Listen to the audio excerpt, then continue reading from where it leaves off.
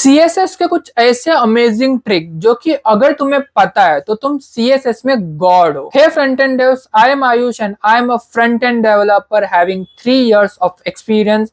And इस video में हम देखेंगे कुछ ऐसे अमेजिंग सीएसएस के ट्रिक्स जो कि अगर तुम्हें पता है तो तुम गॉड हो सीएसएस के अंदर। सबसे पहले शुरू करते हैं एनिमेटिंग ग्रेडियंट से। अगर तुम्हें ग्रेडियंट को एनिमेट करना है तो तुम क्या करोगे? हवर पे मेरे को इस ब्लैक को रेड करना है, तो इस केस में तुम यूजुअली यहाँ पे क्या करोगे? एनिमेशन डाल के देखोगे, नहीं चल रहा है, एनिमेशन में निकाल देता हूँ, मैं ट्राई कर रहा था, एनिमेशन नहीं चल रहा है। ट्रांजिशन डाल के देखा, वो भी नहीं चल रहा है। तो यहाँ पे क्या करोगे? सीएसएस के अंदर एक नई प्रॉपर्टी आई है जिसको हम प्रॉपर्टी ही बोलते हैं। तो लेट से यहाँ पे तुम क्या करोगे? At rate property. ये प्रॉपर्टी तुम्हारी कस्टम प्रॉपर्टी यानी कि कस्टम वेरिएबल उसको डिफाइन करने में मदद करता है। तो यहाँ पे मैं लिख लेता हूँ माई ग्रेड, तो मैंने माई ग्रेड ले लिया।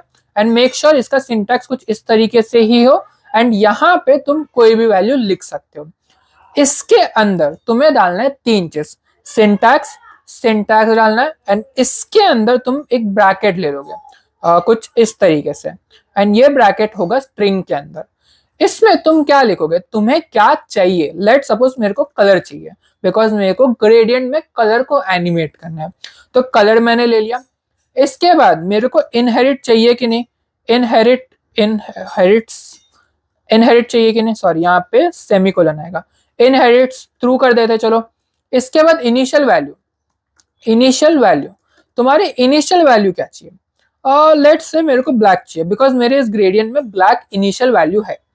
तो अब मैंने इतना किया हुआ है। इतना करते ही अगर मैं ये वेरिएबल को यूज करूं, इसको यहाँ पे लेके मैं खाली ये ग्रेडियंट के अंदर जहां पे ब्लैक लिखा है उसमें इस तरीके से अगर डाल दूं तो मेरा सेम कोड एग्जैक्टली चलना चाहिए। ओ माय बैड, मैंने यहाँ पे प्रॉपर्टी का स्पेलिंग गलत लिखा है, प्रॉपर्टी एंड देन फिर ये हो जाना चाहिए।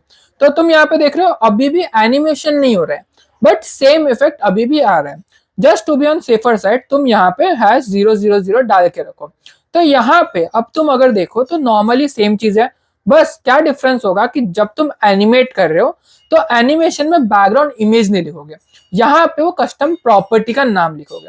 एंड इनफैक्ट हवर करते समय पर यहाँ पे गोल्ड इस तरीके से हम लिखेंगे, गोल्ड नहीं सॉरी रेड, तो रेड इस तरीके से लिखेंगे। अब जब मैं हवर करूंगा तो तुम यहाँ पे देख सकते हो मेरा ट्रांजिशन वर्क कर रहा है। इसके बाद आता है ग्रेडियंट से ही रिलेटेड बॉर्डर ग्रेडियंट। तुमने बहुत बार देखा होगा यार बॉर्डर के अंदर ग्रेडियंट डालना है, तो वो कैसे करोगे? अब इसके लिए बहुत लोग बोलेंगे कि बॉर्डर इमेज का यूज कर लो, लेकिन बॉर्डर इमेज के साथ बॉर्डर रेडियस नहीं चलता है, तो उसका भी मैं हैक लाया हूं जिसको हम बोलते हैं सिंगुलर ग्रेडियंट। यहाँ पे क्या करोगे तुम? मेरे पास यहाँ पे ऑलरेडी एक प्रोजेक्ट बना हुआ है। मैं जब बॉर्डर है उसको मैं ट्रांसपेरेंट दे देगा, जब मैं इसको ट्रांसपेरेंट दे देगा, ओके ट्रांसपेरेंट दे देगा, इसके बाद मैं क्या करूंगा? एक बैकग्राउंड डालूंगा, बैकग्राउंड, एंड इसके अंदर तुम डालोगे लीनियर ग्रेडियंट। लीनियर ग्रेडियंट में सबसे पहले तुम यहाँ पे कोई भी कलर ले लो, let suppose gold and red, and मैं इसको 2 राइट कर देता हूँ। तो इसके बाद तुम यहाँ पे देखोगे बॉर्डर पे एक अजीब सा कलर आ रहा है, इसको सॉल्व करने के लिए तुम यहाँ पे बॉर्डर बॉक्स डाल सकते हो। तो यहाँ पे क्या होगा कि तुम्हारा ग्रेडियंट बॉर्डर बॉक्स से शुरू होगा, इसीलिए हमने शॉर्ट हैंड यूज किया था। तो बॉर्डर से लेकर अंदर तक मेरा ग्रेडियंट जाएगा। अब सीएसएस की कमाल की बात यह है कि तुम यहाँ पे मल्टीपल ग्रेडियंट्स डाल सकते हो। तो मल्टीपल ग्रेडियंट्स कैसे डालोगे? यहाँ पे तुमने अगर बॉर्डर बॉक्स लिखा है तो बॉर्डर बॉक्स के पहले तुम पैडिंग बॉक्स या कंटेंट बॉक्स के लिए अलग से ग्रेडियंट डाल सकते हो। मैं दिखाता हूँ, ये ग्रेडियंट है, मैंने सिंपल कॉपी पेस्ट कर लिया।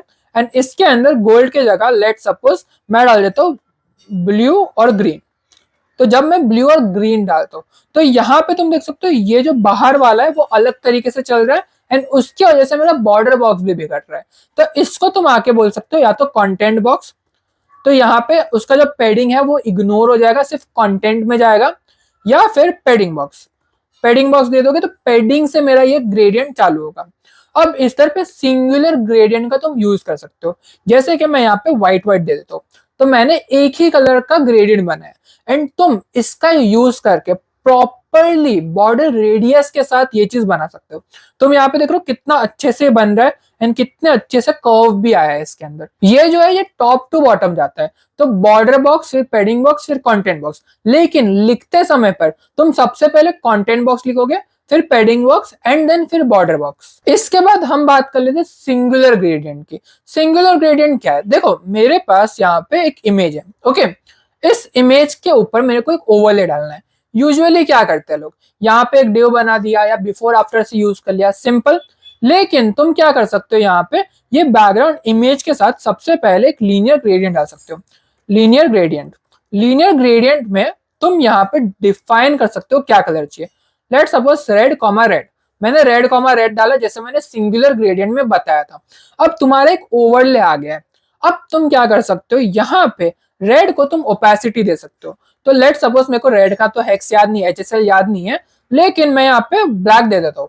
0,0% एंड 100%। तो दिस इज बेसिकली व्हाइट। तो यहाँ पे देख सकते हो मैंने 0,0,100% दिया हुआ है। एंड इसको थोड़ा सा मैं बड़ा कर देता हूँ। तो इस तरीके से मैंने HSL में लिया है, मैं दोनों जगह पे सेम कलर ले लेता हूँ। एंड यहाँ पे तुम ओपेसिटी दे सकते हो। इफ यू रोक कि मैं यहाँ पे स्लैश करके 0.5 दे सकता हूँ। तो अब तुम देख रहे हो ये किस तरीके से कैसे ग्रेडियंट आ रहा है नीचे से ऊपर। एंड सिमिलरली तुम यहाँ पे भी दे सकते हो स्लैश 0.5 इस तरीके से। तो अब तुम देख रहे हो एक ओवरले आ गया। अब अगर मेरे को इसको थोड़ा सा डार्कर करना है या मे बी मेरे को इसको ब्लैक करना है, तो मैं यहाँ पे इसको 0 कर दूंगा, 0,0,0 एंड यहाँ पे भी मैं 0 दे दूंगा। तो एक तरीके से ओवरले आ गया है तुम्हारा, एंड वो भी without writing any extra div और एनी एक्स्ट्रा सूडो एलिमेंट। इसको तुम कैसे भी कर सकते हो, कॉनिक ग्रेडियंट। एंड इसके अंदर इस तरीके से मैंने एक कलर डाला एंड सेकेंड कलर में मैं यहाँ पे 0 और 0 डाल दूंगा। तो ये भी एकदम एग्जैक्टली वैसे ही वर्क करेगा। तो कॉनिक ग्रेडियंट थोड़ा सा सिंटैक्स में छोटा होता है, लाइन में छोटा होता है, दैट्स द ओनली डिफरेंस। तो अब मैं इसको यहाँ पे कुछ भी कर सकता हूँ। लेट सपोज मैं इसको व्हाइट कर देता हूँ, एंड जैसे मैंने इसको व्हाइट किया मैं इसका ओपेसिटी के साथ चेंज कर सकता हूँ। तो मैंने अगर 8 दे दिया तो थोड़ा सा और विजिबल हो जाएगा। अगर मेरे को थोड़ा सा और ट्रांसपेरेंट चाहिए तो मैं 0.6 दे दूंगा। इस तरीके से मैं एक ओवरले डाल सकता हूँ without writing any pseudo element और any other div element. Fourth trick आता है ऑल प्रॉपर्टी। मेरे पास यहाँ पे एक ऑल करके CSS की प्रॉपर्टी है, मैं उसका एक एग्जांपल दिखाता हूँ। मैं यहाँ पे आ गया एंड इसके अंदर मेरे पास यूजर सिलेक्ट नहीं ऑल। ये ऑल के अंदर तुम यहाँ पे देख सकते हो डिफॉल्ट स्टाइलिंग। सबसे पहले मैंने इस तरीके से एक स्टाइल देके रखा हुआ है। एंड जब मैं इसको ऑल इनिशियल कर दूं, मैं तुम्हें इंस्पेक्ट करके भी दिखाता है, मे बी तुम्हें ज्यादा अच्छे से समझ में आए। तो अगर मैं इसको ये इसके अंदर इसको मैं ऑल इनिशियल कर दूं, ऑल इनिशियल, तो यहाँ पे तुम देख सकते हो सारा का सारा कोड चला गया एंड वो इस तरीके से दिख रहा है। अब इसको मैं अगर हटा दूं तो इस तरीके से वापस से आ गया, ओके। सिमिलरली अगर मैं उसको ऑल इनहेरिट करूं तो भी वो इस तरीके से चलेगा। तो इनिशियल क्या करता है, तुम्हारे सारे स्टाइल्स को हटा देता है एक्सेप्ट जो तुम्हारा ब्राउजर डालता है स्टाइल। तुमने देखा होगा बटन में कुछ बाय डिफॉल्ट स्टाइल होता है, ड्रॉप डाउन में कुछ बाय डिफॉल्ट स्टाइल होता है, उधर तक लाके वो छोड़ देता है। अगर मैं इनिशियल डालता हूँ या इनहेरिट डालता हूँ तो बेसिकली मेरे पेरेंट लेवल पे या कहीं पे वो मैंने इनहेरिट कर रहा हूँ, okay. Inherit is a simple thing. इसके बाद अनसेट क्या करता है, सारी चीजें निकाल देता है। तुम्हारे जो बेस स्टाइल होते हैं जो ब्राउजर खुद डाल के देता है वो भी निकाल देता है। इन शॉर्ट वो सारी चीजें निकाल देता है, अनसेट कर देता है सारी चीजों को। तो तुमने देखा होगा कि यार मेरे बटन में कुछ अनवांटेड स्टाइल आ रहे हैं, तुम्हें सब कुछ हटाना है, तो उस केस में तुम ऑल अनसेट कर सकते हो एंड देन नई प्रॉपर्टीज लिखना चालू कर सकते हो। इसके बाद आता है रिवर्ट। जब मेरा क्रोम बेसिकली जो ब्राउजर है वो मेरे को जो कोड देता है उसके उस वाले स्टेट तक जाना है, तब जाके मैं यूज करेगा रिवर्ट। तो मैं सारे कोड को रिवर्ट कर रहा है ऑन द स्टार्टिंग एंड। तो ऐसा हो सकता है कि तुम्हारे फोन में कुछ डिजाइन हो, उसको तुम्हें ओवरराइट करके डेस्कटॉप में कुछ और ही करना है। तो इंस्टेड ऑफ यूजिंग यार मैं क्या करूं, इतना वापस ओवरराइट करना पड़ेगा, तुम सीधा सीधा ऑल करो एंड ऑल के अंदर रिवर्ट कर दो, तो सारी स्टाइल रिवर्ट हो जाएगी। तो जो भी तुमने ऊपर स्टाइल लिखी होगी वो सारी की सारी स्टाइल हट जाएगी। ओके, तो अगर मैं रिवर्ट कर दूं तो सारी स्टाइल हट जाती है, उसके बाद मैं कोई भी नई स्टाइल लिख सकते हैं इन द मीडिया क्वेरी, और जैसा तुमको यूज करना है। इसके बाद रिवर्ट लेयर, अगर तुम मल्टीपल लेयर्स में काम कर रहे हो, अगर तुम्हें पता है क्या होता है लेयर्स, तो उस केस में एक लेयर पीछे जाना, उसको तुम यूज कर सकते हो। आइडियली ये बहुत कम यूज होता है, बट स्टिल बताना था तो मैंने बता दिया। इसके बाद तुमने एक इश्यू बहुत बार फेस किया होगा, मेरे पास इस तरीके से एक पॉपअप है, उसके अंदर जो क्लोज बटन है वो मेरा स्क्रॉल बार के साथ साथ मूव कर रहा है। मैं इसको एग्जांपल के साथ भी बता दो, मैं साइन अप पे क्लिक किया, ये क्लोज बटन है मेरा, जब मैं स्क्रॉल कर रहा हूं तो क्लोज बटन भी स्क्रॉल हो रहा है, मेरे को वो नहीं चाहिए। तो उसको सॉल्व कैसे करेंगे वो देखते हैं। अभी बाय डिफॉल्ट क्या होता है ना, जब तुम्हारा स्क्रॉल आता है तो वो स्क्रॉल तुम्हारे डायलॉग के अंदर होता है, ये जो डायलॉग क्लास है उसके अंदर होता है यूजुअली। तो अगर मैं इसको दिखाऊं तुम्हें, ये डायलॉग क्लास है, इसके अंदर तुम्हारा ओवरफ्लो होता है। तो मैं क्या करूंगा, इसको मैं एक हाइट दे दूंगा। लेट सपोज मैं हाइट दे देता हूँ मे बी 80 VH। मैंने 80 VH दे दिया, तुम मैक्स ब्लॉक साइज भी यूज कर सकते हो, ऐसे बहुत सारे तरीके आते हैं। मैंने 80 VH दे दिया, तो यहाँ पे देख सकते हो थोड़ा सा ही छोटा हो गया। अब मैं क्या बोल रहा हूँ, ओवरफ्लो इसको मैं हिडन दे दूंगा, ओवरफ्लो हिडन या फिर विजिबल। ओके, विजिबल दे देते हैं। तो मैंने इसको ओवरफ्लो विजिबल दे दिया।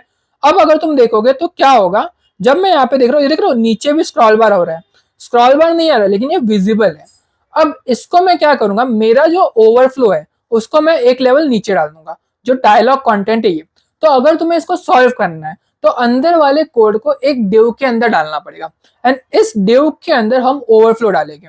तो यहाँ पे ओवरफ्लो ऑटो, तो जब मैं ओवरफ्लो ऑटो डालूंगा तो ऑटोमेटिकली अंदर वाले पे मेरा एक स्क्रॉल बार आ जाएगा। अब यहाँ पे देख लो नहीं आ रहा है, ये इसके लिए नहीं आ रहा है बिकॉज तुमने हाइट 100% नहीं दिया हुआ है। तो जब तुम हाइट 100% दोगे तो वो ऑटोमेटिकली डायलॉग का लेगा, एंड देन तुम्हारे क्लोज बटन देख रहे हो ये यहाँ पे बाहर आ गया, एंड इसके साथ साथ तुम्हारा जो मॉडल है वो स्क्रॉल भी हो रहा है। तुम्हारा जो क्लोज बटन है वो मैंने बाहर ले लिया।